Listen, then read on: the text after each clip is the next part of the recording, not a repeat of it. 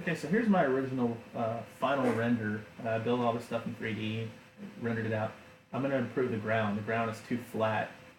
There's no shadows or highlights in there. You can tell that's an image on a completely flat object.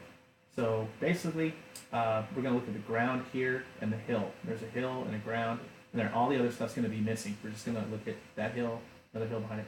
It's basically the foreground, ground. So I'm gonna go over to where we do that stuff over here. Now this is what's called a polygon mesh. Polygon mesh is any type of polygon you make. You can make a simple polygon, just make a square, but all that square is ever going to be is a square.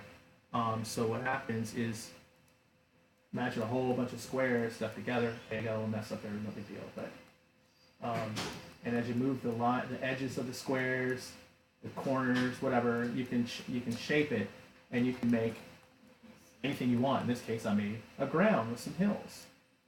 So that's what's called a polygon mesh. It's a mesh. It's a whole bunch of polygons stuck together. So I'm going to turn that off now. And basically, this is supposed to be snow. And then there's some rock showing through. There's snow, there's some rock showing through where the snow thawed away. So how do we do that? Well, I go into Photoshop and I made an image. And I bring it over here and I can apply it. I had two layers in Photoshop. I made one layer of rock, made another layer on top of it of snow, and then I just erased the snow to review the ground underneath, much like in real life how it will melt away. Now that looks great, but it's still too shiny. It looks like plastic. Something, imagine it's plasticky and somebody somehow painted a texture on top of it. So what we do is we take that same color image, instead of applying it to the color channel, apply it to what's called a bump map. And it takes the pixel values and it makes it to where when the light goes around, it actually reflects it. Now this hasn't added anything to the actual mesh. The mesh is still completely flat.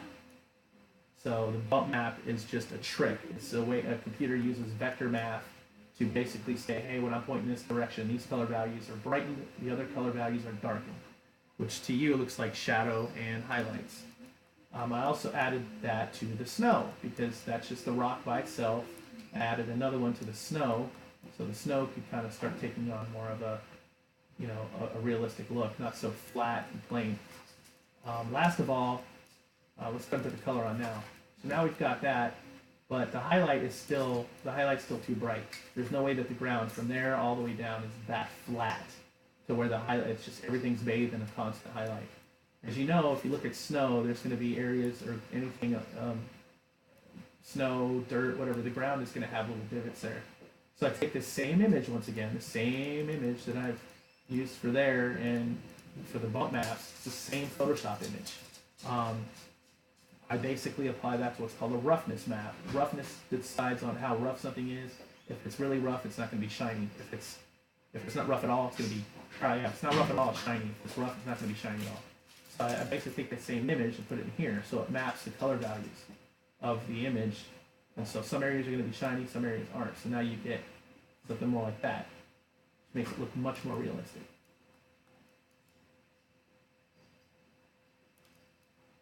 And that's how we do surfacing. This is stuff that I love to do and hope to get a job doing it.